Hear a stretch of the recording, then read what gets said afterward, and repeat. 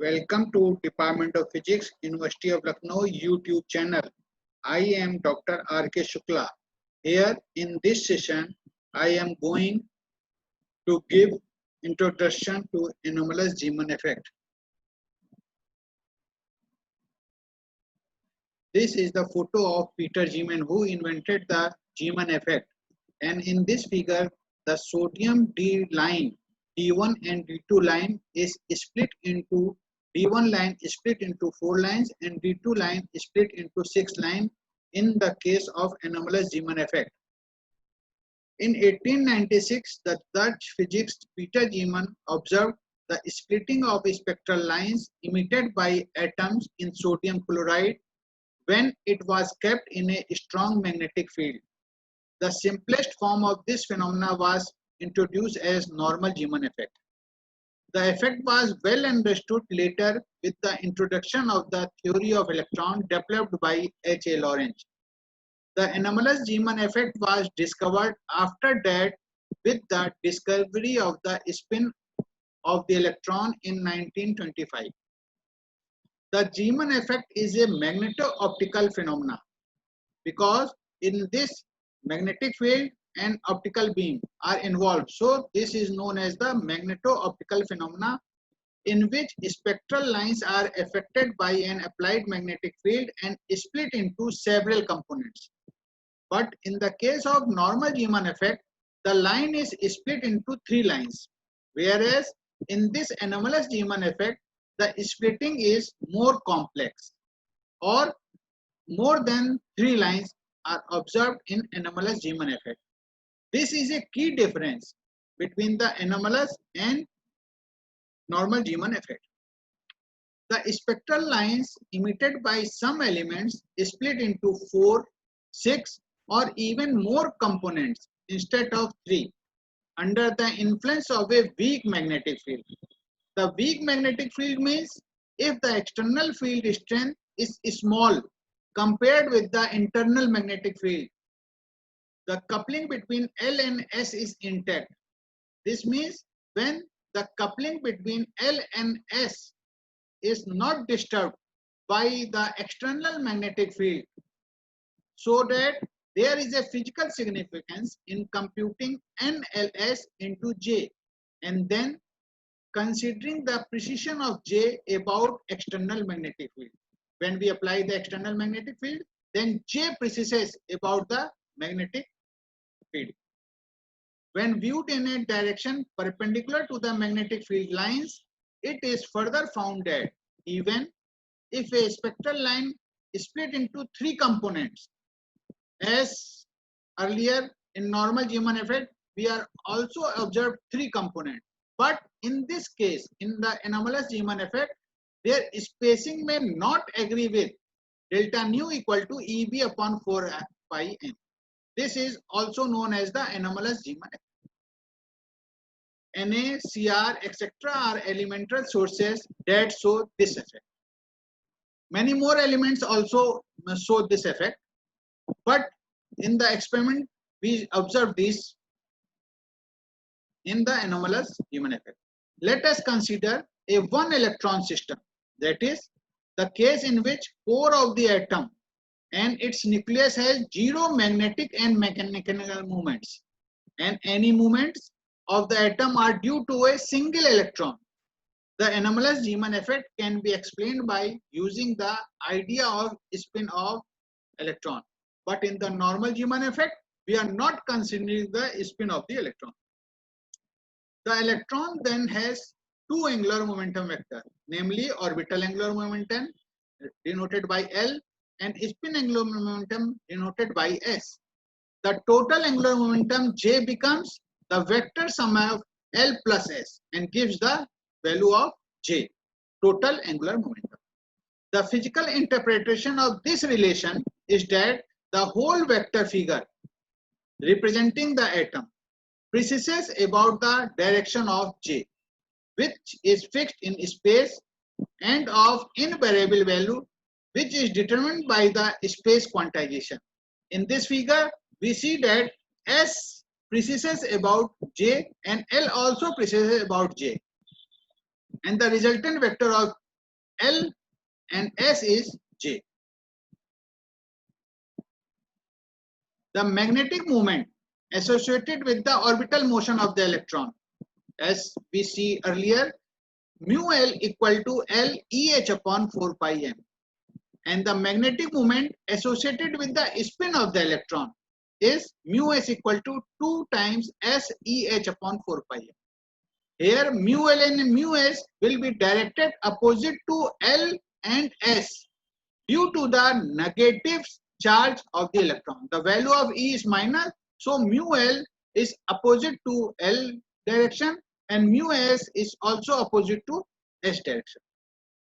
And the ratio between the magnetic moment mu L and the mechanical moment L means mu L upon L of an electron in orbit is E upon 2m, and the ratio for the spin of the electron is 2e upon 2m.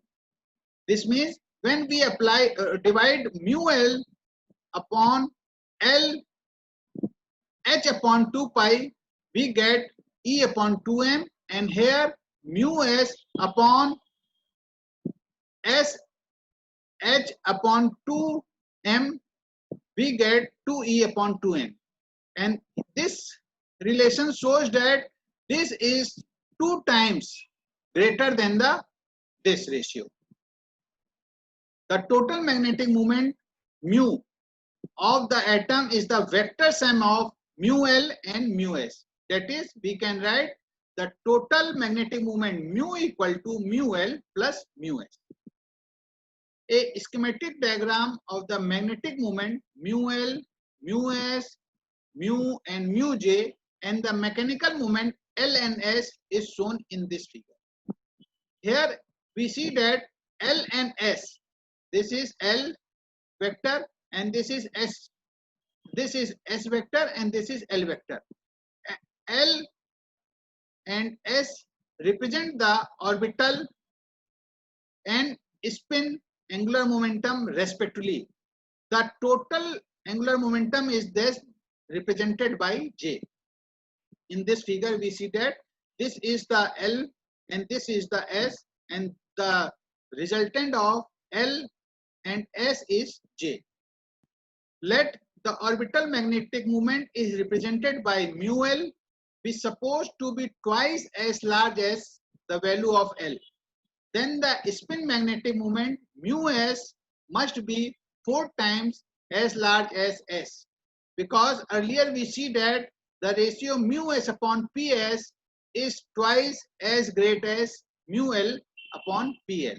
So we can make a line 2 times of this and 4 times of this and 2 times of this. Means mu S is 4 times of S and mu L is 2 times of L. And we get the resultant of these mu S and mu L is vector mu. This is the resultant of mu S and mu L. The inequality of the two ratios, it follows that the resultant magnetic moment mu of mu L mu S is not in line with the mechanical moment J H upon 2 pi. Here we see that the resultant of mu is not in the line of J. This is the mu J line. If the ratio were made equal, then resultant magnetic moment mu would coincide with in line of J. As L and S precess about J, mu L and mu S must also precess round J. This means the mu is also precesses about the mu J vector.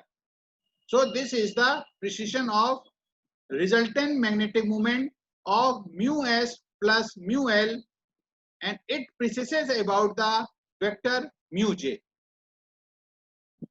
Since any vector not in direction of J will precess round it, as the vector figure of the atom precesses about J, the magnetic axis of the atom as a whole that is the vector mu vector, will also precess about the same direction. The total magnetic moment mu of the atom is the vector sum of mu L plus mu S. As a consequence of this precision, resolving the vector mu into two components, one parallel to J and that is called mu J, and the other perpendicular to it, mu perpendicular. In this figure, this is the mu perpendicular and this is the mu J of component of mu. If the precision of mu about J occurs sufficiently rapidly, the value of the perpendicular, mu perpendicular, will be constantly changing in direction so that mu L and mu S will average out to 0 over one period of the motion of electron, and the component of mu L and mu S parallel to J vector will contribute to the magnetic moment of the atom. The component of mu L and mu S parallel to J are L EH upon 4 pi m cos Lj, where Lj is the angle between L and J, and 2S EH upon 4 pi m cos Sj, where Sj is the angle between vector S and J. The effective magnetic moment of the electron will be mu J equal to component of mu L along the direction of J plus component of mu S along the direction of J. In this figure, we see that the parallel component of mu S in this direction and mu L in this direction contribute the magnetic moment. And this mu J equal to EH upon 4 pi m L cos Lj plus EH upon 4 pi m 2S cos Sj. And we simplify this expression, we get mu J equal to EH upon 4 pi m in bracket L cos Lj plus 2S cos Sj. And now we can, using the cosine law, cos Lj equal to L square plus J square minus S square upon 2Lj, and cos Sj equal to S square plus J square minus L square upon 2Sj. Now we substitute these values in this equation. We get mu J equal to EH upon 4 pi m L square plus J square minus S square upon 2J plus S square plus J square minus L square upon J equal to EH upon 4 pi m. Now we simplify this, 3J square plus S square minus L square upon 2J. Now further simplify, we get mu J equal to EH upon 4 pi m J in within the bracket 1 plus J square plus S square minus L square upon 2J square. This expression defines what happens in the internal atom undisturbed by any external field, and hence as the inner precision. This represents the inner precision of the atom in the absence of magnetic field. If the atom is placed in an external magnetic field of uniform intensity, it will precess about the direction of the applied field, which is known as the outer precision. Although the atom as a whole precesses about the direction of the external magnetic field. We can write J square equal to J plus 1, S square equal to S plus 1, and L square equal to L and L plus 1. Now we substitute these values in place of this.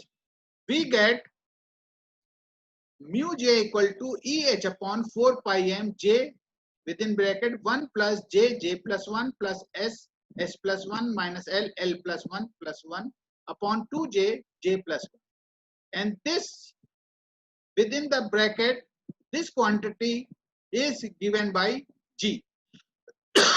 Is called the Landy G factor. Without the intervention of this factor, Landy G factor, the anomalous Zeeman effect cannot be understood.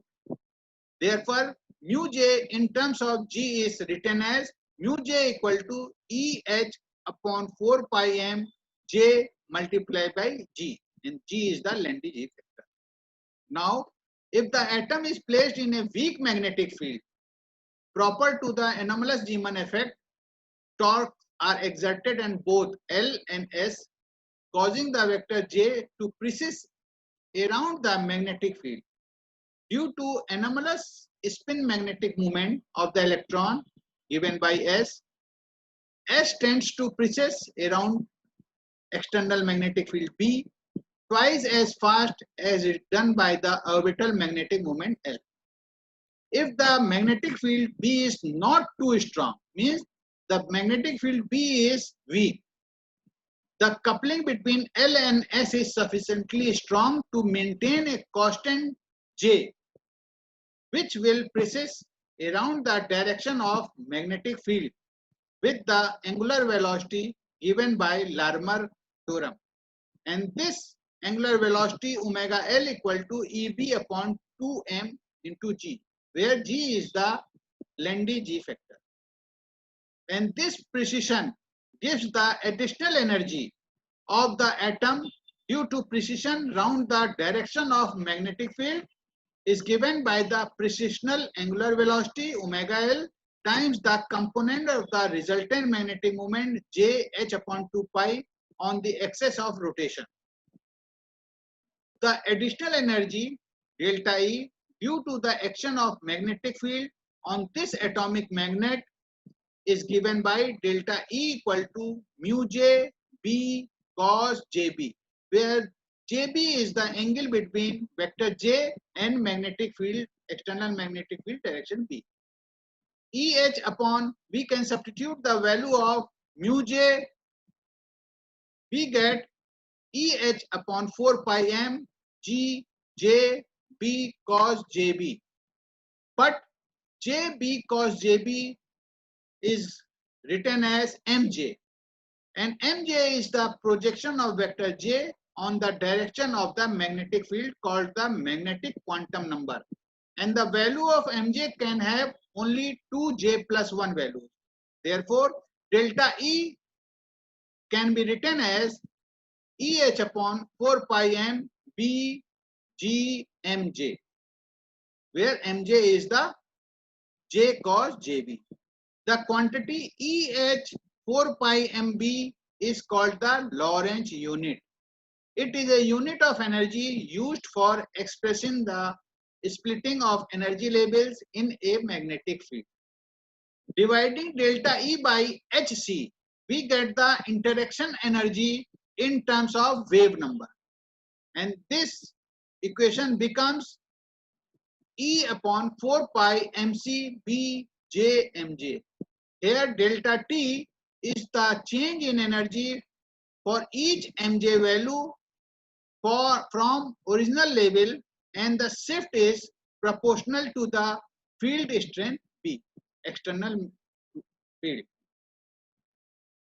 The relation delta B equal to EH upon 4 pi m Bj Mj represent the fact that an undisturbed energy level of the atom is split up by the magnetic field into 2J plus 1 levels with equidistance separation.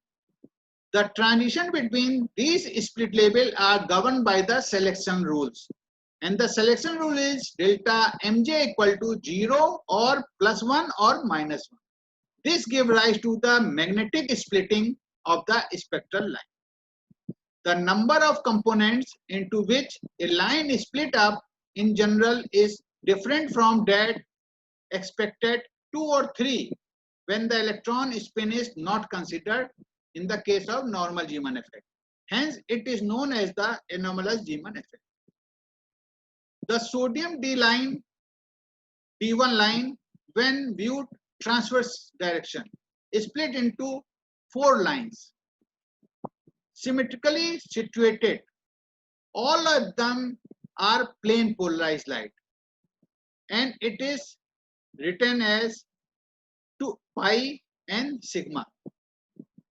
The inner pair parallel to the magnetic field and the outer pair perpendicular to the field, and it represented by sigma component, and this represented by pi component.